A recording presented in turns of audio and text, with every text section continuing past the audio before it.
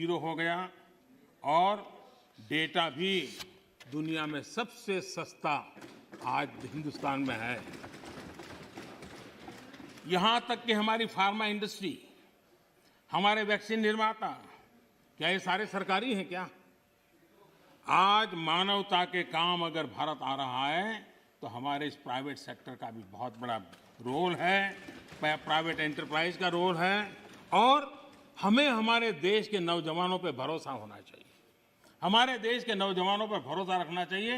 इस प्रकार से कोसते रहेंगे, उनको नीचा दिखाते रहेंगे और हम किसी भी प्राइवेट एक्टिविटी को नकार देंगे। कोई जमाना होगा जब कुछ सरकार करेगी, उस जमाने में जरूर होगा, किया होगा।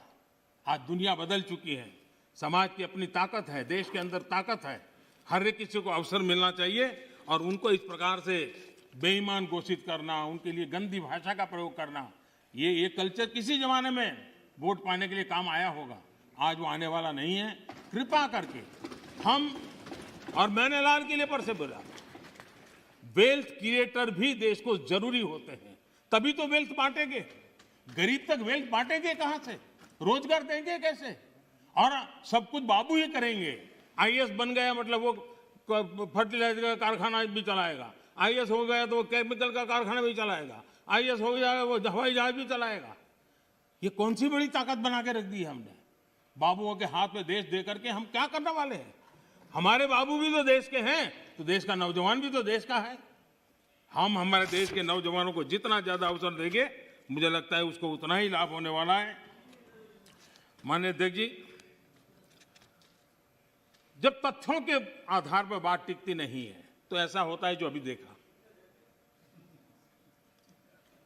आशंकाओं को हवा दी जाती है, ये हो जाएगा, वो हो जाएगा, और माहौल ये आंदोलन जीवी पैदा करते हैं। माननीय अध्यक्ष जी,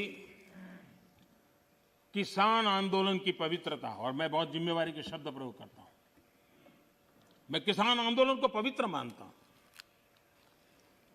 और भारत के लोकतंत्र में आंदोलन का महात्म्य है और रहने वाला है और जरूरी भी है। लेकिन जब आंदोलन जीवी पवित्र आंदोलन को अपने लाभ के लिए बर्बाद करने के लिए निकलते हैं, तब क्या होता है? कोई मुझे बताए, 3 किसान कानून की बात हो और दंगाबाज लोग जो जेल में हैं, जो संप्रदायवादी लोग जो जेल में हैं, जो आतंकवादी लोग जेल में हैं, जो नक्सलवादी जेल में हैं, उनकी फोटो लेकर के उनकी मुक्ति की मांग करना, ये किसानों के आंदोलन को अपवित्र करने का प्रयास है कि नहीं? माननीय अध्यक्ष जी, इस देश में टोल प्लाजा, इस देश में टोल प्लाजा सभी सरकारों ने स्वीकार की हुई व्यवस्था है।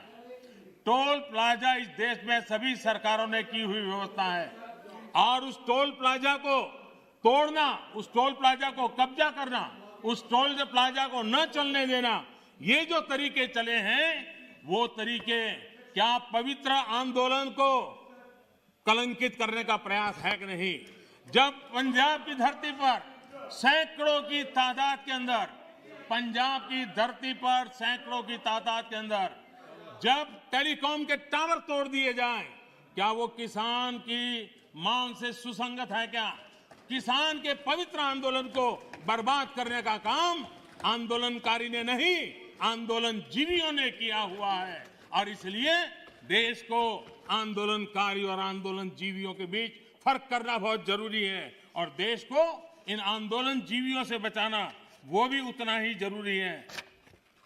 अफवाहें फैलाना, झूठ फैलाना, गुमराह करना और देश को दबोच करके रख देना, देश बहुत बड़ा है, देश के सामान्य मानवी की आशा आकांक्षाएं बहुत है और उनको लेकर के हमने आगे बढ़ना है और उस दिशा में हम प्रयास कर रहे हैं।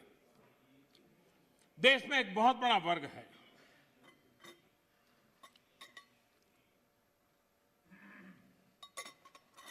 ये वर्ग, उनकी एक पहचान है,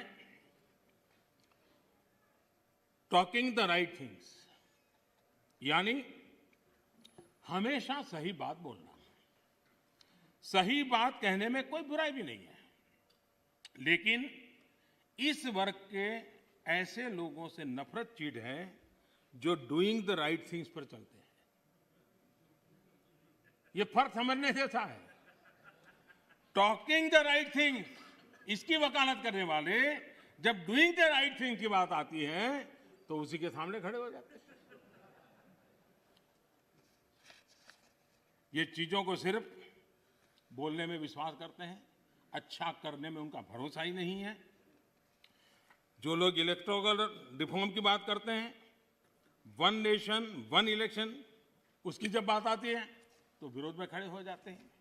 यही लोग जब जेंडर जस्टिस की बात आती है तो बढ़ चढ़ करके बोलते हैं, लेकिन अगर ट्रिपल तलाक खत्म करने की बात करते हैं तो विरोध में खड़े हो जाते हैं। ये एनवायरमेंट की बात करते हैं, लेकिन हाइड्रो पावर या न्यूक्लियर पावर, उसके सामने जाकर के झंडे लेकर के खड़े हो जाते। होना नहीं चाहिए, इसके लिए आंदोलन चलाते हैं। तमिलनाडु तो उसका भुक्तभोगी है।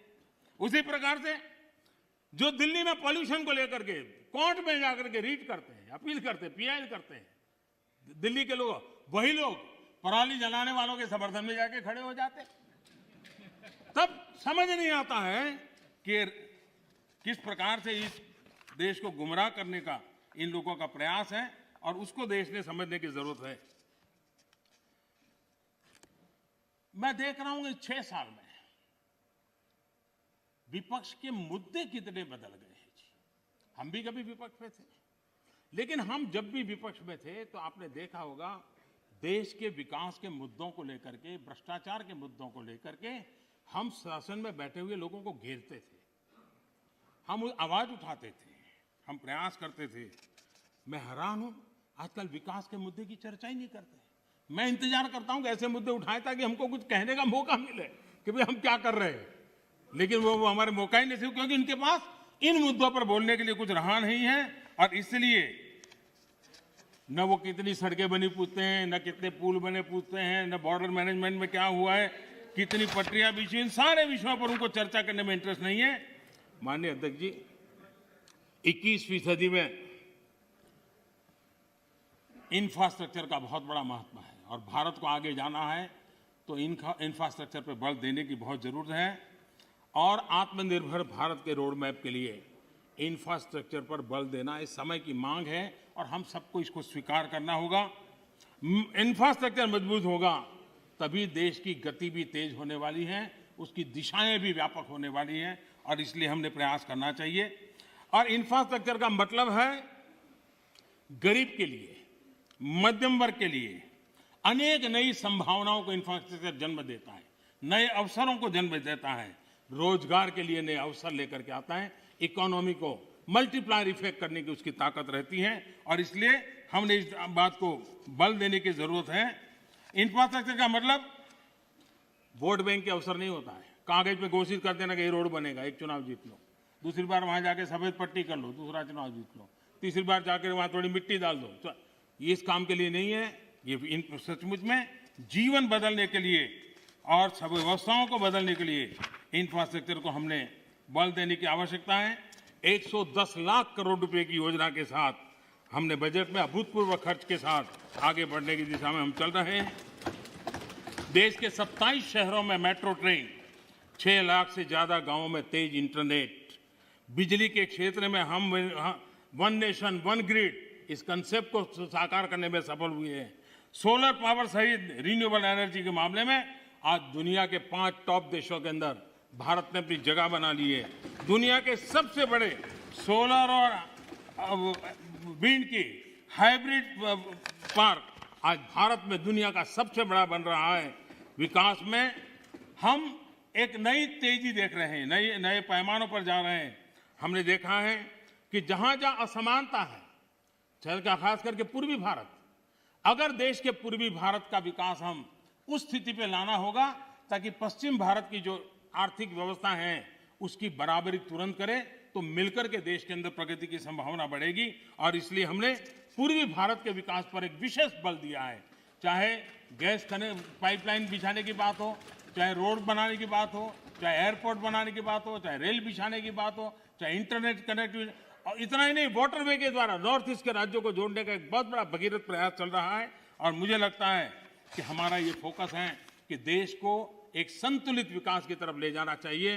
देश के हर क्षेत्र को, एक भी क्षेत्र पीछे न रह जाए, उस प्रकार से विकास की अवधारणा को लेकर के आगे चलने का हमने काम किया है। और इसलिए ईस्टर्न इंडिया पर हम मिशन मोड में काम कर रहे हैं। दर्जनों जिलों में CNG, PNG, city gas distribution, ये जाल हम बिछाने में सफल हुए। गैस पाइपलाइन पहुंचने के कारण फर्टिलाइजर के उत्पादन में भी तेजी आई है और फर्टिलाइजर के जो कारखाने बंद पड़े थे उनको दोबारा खोलने की संभावना पैदा हुई है, क्योंकि हमने गैस इंफ्रास्ट्रक्चर के ऊपर बल दिया, हमने उस पाइपलाइन की ओर बल दिया। माननीय अध्यक्ष जी, कई वर्षों से हम सुनते आए हैं डेडिकेटेड फ्रेट कॉरिडोर, लेकिन एक डेडिकेटेड फ्रेट कॉरिडोर का क्या हाल था? जब उनको सेवा करने का मौका मिला था, सिर्फ 1 किलोमीटर काम हुआ था। आज करीब करीब 600 किलोमीटर, 6 साल के अंदर 600 किलोमीटर काम, और एक्चुअली डेडिकेटेड फ्रेट कॉरिडोर पर काम, यानी ट्रेन चलना शुरू हो गया, माल ढोने का काम शुरू हो गया और वो सेक्शन काम कर रहा है। यूपीए के समय बॉर्डर इंफ्रास्ट्रक्चर, किसी भी देश की रक्षा के लिए बॉर्डर इंफ्रास्ट्रक्चर बहुत महत्व रखता है, लेकिन उसके प्रति इतनी उदासीनता की गई, इतनी लापरवाहियां की गई है। देश के अंदर उन विषयों की हम पब्लिकली चर्चा कर नहीं सकते, क्योंकि देश के सिक्योरिटी की दृष्टि से अच्छा नहीं है।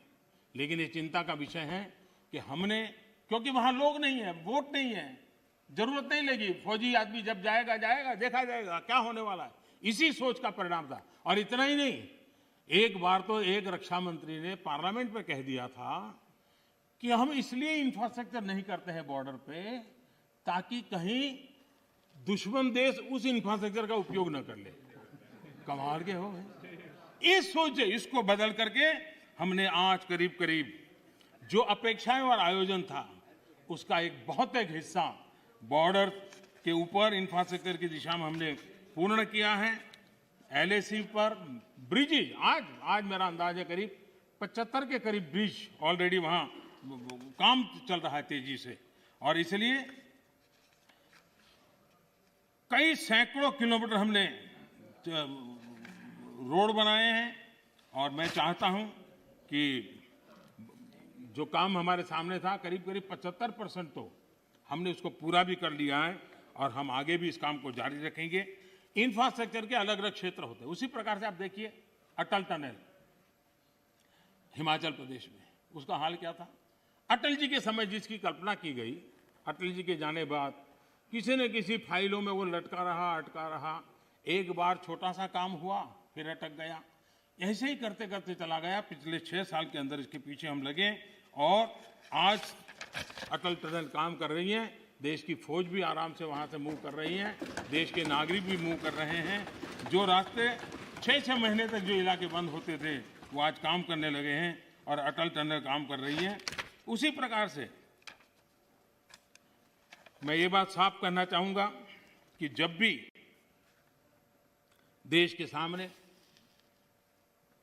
कोई चुनौती आती है, ये देश का सामर्थ्य है, हमारे देश के सुरक्षा बलों का सामर्थ्य है।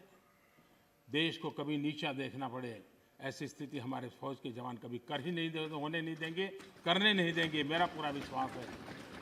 आज उनके जिम्मे जो भी जिम्मेवारी, जहां भी जिम्मेवारी मिली है, बखूबी निभा रहे हैं। प्राकृतिक विपरीत परिस्थितियों के बीच में भी बहुत मुस्तैदी के साथ निभा रहे हैं, और हमें हमारे देश की सेना पे गर्व है, हमारे वीरों पर गर्व है, उनके सामर्थ्य पर हमें गर्व है।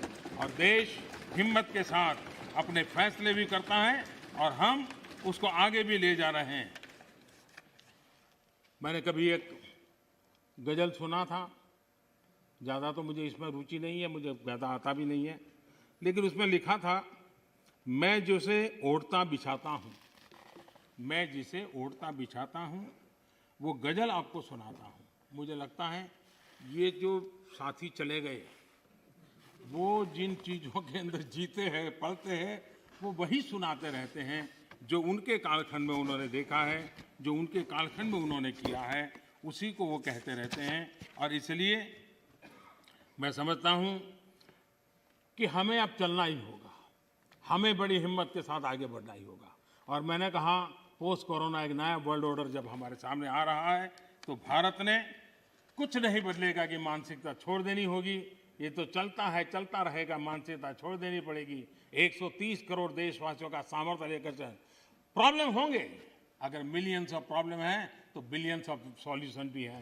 ये देश ताकतवर है और इसलिए हमने हमारी संवैधानिक व्यवस्थाओं पर विश्वास रखते हुए हमने आगे बढ़ना होगा। और मुझे विश्वास है कि हम इस बातों को लेकर के आगे चलेंगे। ये बात सही है कि मिडल मैन कल्चर खत्म हुआ है, लेकिन देश का मिडिल क्लास जो है उसकी भलाई के लिए बहुत तेजी से काम हो रहे हैं, जिसके कारण देश को आगे बढ़ाने में अब जो मिडिल क्लास का बल्क है वो बहुत बड़ी भूमिका अदा करने वाला है। और उसके लिए आवश्यक जो भी कानूनी व्यवस्थाएं करनी पड़ी वो कानूनी व्यवस्था भी हमने की है। माननीय अध्यक्ष जी, एक प्रकार से विश्वास के साथ एक प्रगति के वातावरण में देश को आगे बढ़ ले जाने का निरंतर प्रयास चल रहा है। मैं राष्ट्रपति जी का हृदय से आभारी हूं कि अनेक विषयों पर उन्होंने स्पर्श किया है। जिनका राजनीतिक एजेंडा है वो उनको मुबारक। हम देश के एजेंडा को लेकर के चलते हैं, देश के एजेंडा को लेकर के चलते रहेंगे। मैं फिर एक बार देश के किसानों से आग्रह करूंगा कि आइए टेबल पर बैठ करके मिल करके समस्याओं का समाधान करें। इसी अपेक्षा से राष्ट्रपति जी के भाषण को राष्ट्रपति जी का धन्यवाद करते हुए मैं अपनी वाणी को विराम देता हूं। बहुत बहुत धन्यवाद।